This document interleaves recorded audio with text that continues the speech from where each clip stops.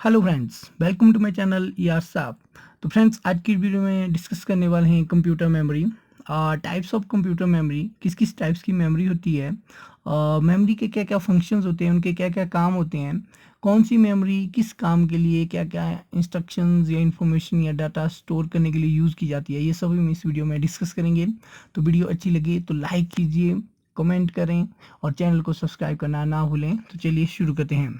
तो सबसे पहले देखते हैं कंप्यूटर मेमोरी। सबसे पहले मेमोरी क्या होता है? मेमोरी होता है हमने क्या करना है, कोई भी चीज़ स्टोर करके रखनी है ताकि हम उसका फ्यूचर में यूज़ कर सकें। मेन जो आपका मेमोरी का कंसर्न रहता है फ्यूचर यूज़ के लिए। तो देखते हैं, memory is just like a human brain. It is use to store data and instructions. Computer memory is the storage space in computer where data is to be processed and instructions required for processing are stored.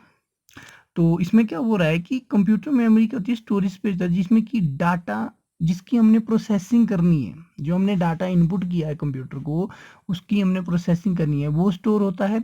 और instruction required for processing, और उस data को process करने के लिए जो instructions हमने computer को देनी है वो भी मेमोरी में स्टोर होगी। और जो डाटा प्रोसेस होके हमें रिजल्ट मिलता है वो भी आपका मेमोरी में ही स्टोर होगा ताकि आप उसको फ्यूचर में यूज कर सकें, उसको देख सकें।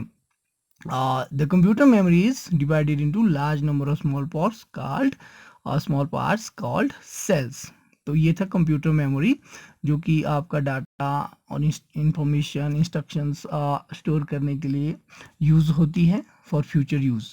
तो देखते हैं टाइप्स ऑफ मेमोरी। मेमोरी आपकी टू टाइप्स की होती है मेनली, प्राइमरी मेमोरी और सेकेंडरी मेमोरी। अब देखते हैं प्राइमरी मेमोरी। प्राइमरी मेमोरी देखिए फ्रेंड्स, मेनली टू टाइप्स की होती है, रैम एंड रोम। और सेकेंडरी मेमोरी देखिए आपकी डिफरेंट टाइप्स की होती है, magnetic tape, magnetic disk, optical disk, USB flash drive, mass storage devices. तो ये आपकी क्लासिफिकेशन ऑफ मेमोरी है। तो इनके बारे में डिटेल डिस्कस करते हैं। तो सबसे पहले तो आप हार्डवेयर देख लीजिए। मेमोरी हार्डवेयर जो जैसे आपके यूजेज जैसे हार्ड डिस्क है, रैम चिप है, रोम चिप है, सीडी आपने देखे होंगे, floppy disk, memory card, pen drive, tape, ये सब आपने हार्ड ड्राइव, हार्डवेयर मेमोरी के देखे होंगे। तो चलिए सबसे पहले फ्रेंड्स डिस्कस करते हैं प्राइमरी मेमोरी। तो प्राइमरी मेमोरी को क्या बोलते हैं? हम मेन मेमोरी भी बोलते हैं। क्यों बोलते हैं मेन मेमोरी? तो चलिए अंडरस्टैंड करते हैं। Primary memory holds only those data and instructions on which the computer is currently working. आप जो करंट में कंप्यूटर पे काम कर रहे हो, जैसे मान लो मैंने करंटली एम एस वर्ड की फाइल खोली है, एम एस वर्ड पे मैं काम कर रहा हूँ, या फिर मैं सॉन्ग सुन रहा हूँ, वीडियो में मैं वीडियो देख रहा हूँ। तो ये जो करंटली काम है ये स्टोर कहाँ पे होंगे? आपकी प्राइमरी मेमोरी में। It has a limited capacity and data is lost when power is switched off. और जैसे फ्रेंड्स आपने देखा होगा कि आप कंप्यूटर पे कोई काम कर रहे होंगे, आपकी लाइट चली जाती है, आपका कंप्यूटर अचानक बंद हो जाता है और आप वो डाटा सेव नहीं करते हैं, तो आपका डाटा क्या हो जाता है? लॉस्ट हो जाता है ड्यू टू दिस। उसको क्या बोलते हैं? Primary memory. It is generally made up of semiconductor devices. These memories are not as fast as register. The data instruction required to be processed resist in the main memory. It is divided into two types, RAM and ROM. तो primary memory क्या होती है? आपकी दो types की होती है, RAM and रोम। तो रैम एंड रोम के बारे में जानते हैं। सबसे पहले रैम देखिए friends. RAM it stands for random access memory. Here data can be stored temporarily. So this type of memory is called as temporary memory or volatile memory because when power fails or power is switched off, the data from the RAM will be erased. The information stored in the RAM is basically loaded from the computer disk and includes information related to the operating system and applications that are currently executed by the processor. तो RAM क्या memory होती है आपकी? जो आप currently computer पे काम कर रही हो, जैसे आपने मैंने आपको बताया, मैंने एम एस वर्ड खोला हुआ है, मैं उस पर कुछ टाइपिंग कर रहा हूँ, साथ में मैं गाने सुन रहा हूँ, साथ में मैं कुछ और काम कर रहा हूँ कंप्यूटर पे। तो ये जो करंटली जो डाटा ओपन हो रहा है, करंटली फाइल्स ओपन हो रही है, वो कहाँ पे स्टोर हो रही है? रैम पे। और जब तक हम उनको फाइल को सेव नहीं करते हैं वो आपकी रैम पे स्टोर रहती है। और इसी बीच अगर आपका कंप्यूटर बंद हो जाता है बिना सेव किए तो वो फाइल आपकी लॉस्ट हो जाती है।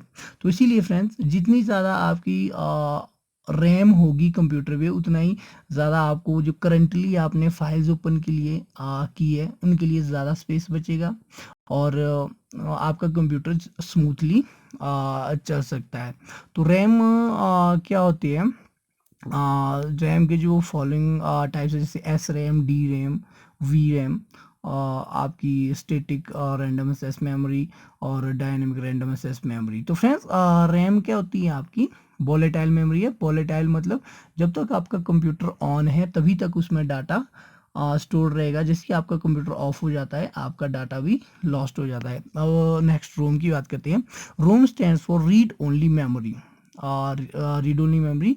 In this the data will be furnished by the manufacturer regarding the system, so this information can simply be read by the user but cannot add new data or it cannot be modified।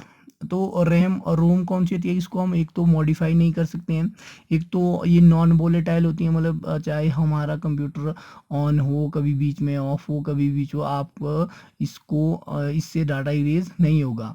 और जो manufacturer कुछ एक information डालते हैं, जैसे उन्होंने अपने system का नाम डाल दिया या कुछ और इन्फॉर्मेशन डाल दी स्टार्टिंग में, जैसे आपकी विंडो ऑन होती है तो वो सब जो डाटा होता है वो रोम में स्टोर होता है। जैसे मान लो आपका एचपी का कंप्यूटर है, आपको एचपी का एक लोगो बना हुआ आता है, जैसे ही आपका कंप्यूटर लैपटॉप या कंप्यूटर ऑन होता है तो वो कहाँ पे स्टोर होगा, रोम चिप्स पे। रोम stand for read only memory. तो यहाँ पे टाइप्स ऑफ रोम है। P ROM programmable read only memory, E P ROM erasable programmable readable read only memory, E P ROM electrically erasable programmable read only memory. तो ये जो types of Rome है इनको हम प्रोग्राम कर सकते हैं। अब देखते हैं difference between RAM and ROM. एक डिफरेंस तो फ्रेंड्स आप ये लिखते हैं, stands for random access memory, ROM stand for read only memory. It is volatile, RAM is volatile, ROM is non volatile. Volatile होता है content are erased when power is turned off, और current content क्या रहेगा, non erased रहेगा चाहे power off हो जाएगी। We can read as write through this memory, we can only read, नाम से ही पता लग रहा है डिफरेंस का। तो आगे देखते हैं। और ये आपके फ्रेंड्स कंप्यूटर में रैम चिप्स होती है, मदरबोर्ड पे लगी होगी, आपने देखी होगी। तो नेक्स्ट आगे चलते हैं सेकेंडरी मेमोरी पे। तो फ्रेंड्स प्राइमरी मेमोरी आपकी होगी, आपकी मेन मेमोरी कंप्यूटर की होगी। और प्राइमरी मेमोरी की डिसएडवांटेज है कि इसमें हम large amount of data store करके नहीं रख सकते हैं। ठीक है, अगर आपने मान लो मैंने कोई मूवी रखनी है 2 GB 3 GB, मैं उसको प्राइमरी मेमोरी में नहीं रख सकता हूँ, मुझे उसके लिए कोई ज़्यादा स्पेस चाहिए। तो उसका जो अल्टरनेट है वो है एक सेकेंडरी मेमोरी। और प्राइमरी मेमोरी आपकी वोलेटाइल होती है कि आपकी लाइट चली गई तो आपका डाटा इरेज हो गया, तो उसका भी एक अल्टरनेटिव सेकेंडरी मेमोरी है। तो सेकेंडरी मेमोरी देखते हैं। This secondary memory, this type of memory is also known as external memory और नॉन वोलेटाइल। एक्सटर्नल मतलब इसको हम बाहर से भी लगा सकते हैं। It is slower than main memory, these are used for storing data information permanently. CPU directly does not access these memory, instead they are accessed by input and output routines. The content of the secondary memory are first transferred to the main memory and then the CPU can access it. For example, disk, CD-ROM, DVD are the examples of secondary memory. तो ये secondary memory क्या होगी, permanent memory होगी। Primary memory होगी non permanent है, ये non volatile है, इसमें large amount of data store कर सकते हैं। तो अब देखते हैं थोड़े टाइप्स ऑफ आपकी मेमोरी। ये फ्रेंड्स जैसे आपने ये हार्ड डिस्क देखी, कंप्यूटर पे हार्ड डिस्क लगी होती है तो वो इस तरह की होती है। सबसे पहले देखते हैं magnetic disk. Magnetic disks are made up of rigid metal or synthetic plastic materials. These disc pellets is covered on both the surfaces with magnetic material and both the surfaces can be used for storage. तो magnetic disk आपने इस तरह की होती है magnetic disk, जिसमें ये round round आपको जो दिख रहा है ये डाटा स्टोरेज के लिए यूज होता है। एक इसमें रीडिंग हेड होता है, तो ये है आपका मैग्नेटिक डिस्क। अगला देखते हैं magnetic tape. Magnetic tape is a serial access storage medium and it can store a large volume of data at low cost. तो मैग्नेटिक टेप क्या कर सकता है, लो कॉस्ट पे high amount of data store कर सकता है। जैसे इस तरह का आपका मैग्नेटिक टेप होता है, तो इसमें आप डाटा स्टोर करके रख सकते हैं। नेक्स्ट देखते हैं optical drives. Optical drives are storage medium from which data is read and to which it is written by laser. Optical disc can store much amount of data as well 6 GB तक का data इसमें हम store कर सकते हैं and ये more reliable storage medium है। जैसे आपका CD रोम, DVD, CD rewritable, CD recordable, CD rewritable, photo CD। तो ये आपने सीडीज देखी होगी, इस तरह की सीडीज DVDs पहले आती थी। तो इसमें हम डाटा, इनको हम ऑप्टिकल ड्राइव्स बोलते हैं। ठीक है, तो नेक्स्ट देखते हैं flash USB flash drive. USB flash drive और पेन ड्राइव भी बोलते हैं, रिमूवेबल है, rewritable and are physically much smaller in size. Pen drive आपने देखा होगा, उसको यूएसबी फ्लैश ड्राइव बोलते हैं। तो बहुत कम वेट होता है। तो 2010 तक क्या हो गया था कि 256 GB तक के आपके पास जो यूएसबी फ्लैश ड्राइव आ चुके थे। तो इस तरह के होते हैं आपके USB flash drives, different types के यहाँ पे यूएसबी फ्लैश ड्राइव्स हैं। नेक्स्ट देखते हैं कैशे मेमोरी। एक और मेमोरी होती है फ्रेंड्स आपकी कैशे मेमोरी। अब देखो आपका सीपीयू होता है, सीपीयू एक आती है मेन मेमोरी, मेन मेमोरी के बाद आ गई आपकी सेकेंडरी मेमोरी। सीपीयू और मेन मेमोरी के बीच भी एक मेमोरी आती है, उसको बोलते हैं cache memory. Very high speed memory है। इस मेमोरी में जो कंटेंट रहता है वो जल्दी प्रोसेस्ड होता है एज कम्पेयर टू रैम और as compare to hard disk. इसको हम ऐसे कंपेयर कर सकते हैं कि आपने कहीं जाना है, कहीं आपकी डेस्टिनेशन है, कहीं एक जगह, आपके पास 3 रास्ते हैं, एक थोड़ा छोटा रास्ता, एक उससे बड़ा, एक बहुत लंबा रास्ता है।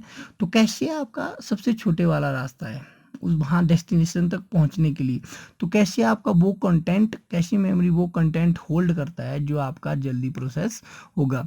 तो कैसे मेमोरी देखते हैं। कैसे memory is a very high speed semiconductor memory which can speed up the CPU. It acts as buffer between the CPU and the main memory. Main memory और सीपीयू के बीच में बफर मतलब एक स्टोरेज स्पेस एक्ट करता है, जो कि सीपीयू के लिए प्रोसेसिंग के लिए कंटेंट जल्दी प्रोवाइड करवाता है। It is used to hold those parts of data and programs which are most frequently used by the CPU. The part of the data and program are transferred from the disk to cache memory by the operating system from share CPU can access them. तो CPU के लिए content जितना जल्दी process होने के लिए provide होगा, उतना ही उसकी प्रोसेसिंग ज़्यादा जल्दी होगी और प्रोसेसिंग टाइम भी अच्छा होगा। तो कैशे मेमोरी फ्रेंड्स आपकी इस तरह की कैशे मेमोरी चिप होती है। नेक्स्ट देखते हैं difference between primary and secondary memory. Primary memory एक तो remains directly connected with CPU. It doesn't remain directly connected with CPU. It is volatile, it is non-volatile. Primary memory is temporary and secondary memory is permanent. Primary memory is directly controlled by microprocessor, जबकि ये controlled by user होती है। It keeps data in instruction temporary, ठीक है, और it's keep data instruction permanently. Primary memory is faster than secondary memory, secondary memory is slower then primary memory. its manufacture cost is high, its manufacture cost is lower as compared to primary memory। तो primary memory आपकी costly होती है as compare to storage के हिसाब से, और secondary memory कम costly होती है। नेक्स्ट देखते हैं फ्रेंड्स, अब आपका डाटा स्टोर तो हो रहा है, अब कैसे स्टोर होता है उसको लिए यूनिट्स देखते हैं। तो सबसे पहले आता है बिट। तो बिट क्या होता है, एक जैसे आपको पता है कि बिट की फुल फॉर्म होती है बाइनरी डिजिट। कंप्यूटर आपका बाइनरी फॉर्म्स, बाइनरी डाटा समझता है। तो बिट होता है एक सिंगल 0 और 1, 0 एंड 1 को हम एक बिट बोलते हैं। अब a group of 4 bit is called nibble, nibble is a group of 4 bit. फिर आता है आपका byte, a group of 8 bit is called byte, byte is the smallest unit which can represent a data item और character. एक character को हम, जैसे मान लो मैंने ए टाइप किया है, ए को हम एक बाइट बोल सकते हैं, और एक बाइट में कितने बिट, मतलब 8 बिट वो स्टोर कर रहा है। मैंने कंप्यूटर में ए टाइप किया तो वो कितना हो गया 8 बिट 1 बाइट। मैंने कंप्यूटर में ई आर टाइप किया तो वो कितने 2 करेक्टर हो गए, तो वो 16 बिट और 2 बाइट। तो कुछ और यूनिट डिस्कस करते हैं थोड़ा। 1 बिट एक binary digit, 8 bit 1 byte, 1024 byte कितना हो जाता है 1 KB kilobyte, 1024 KB is equal to 1 MB megabyte, 1024 MB is equal to 1 GB gigabyte, 1024 GB is equal to 1 TB terabyte. 1024 TB is equal to 1 PB petabyte.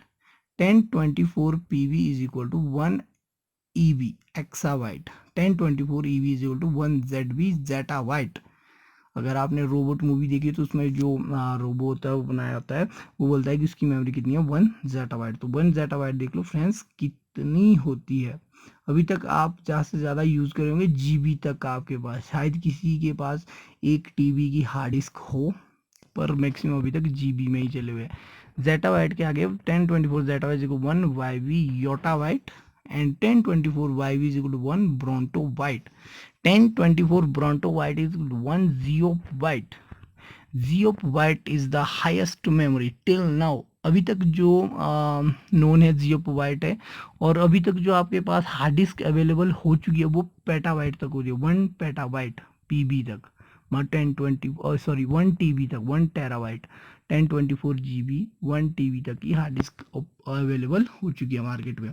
तो friends video अच्छी लगे तो please like कीजिए, share कीजिए और comment करना ना भूलें। अगर आपने चैनल सब्सक्राइब नहीं किया तो चैनल को भी सब्सक्राइब करें।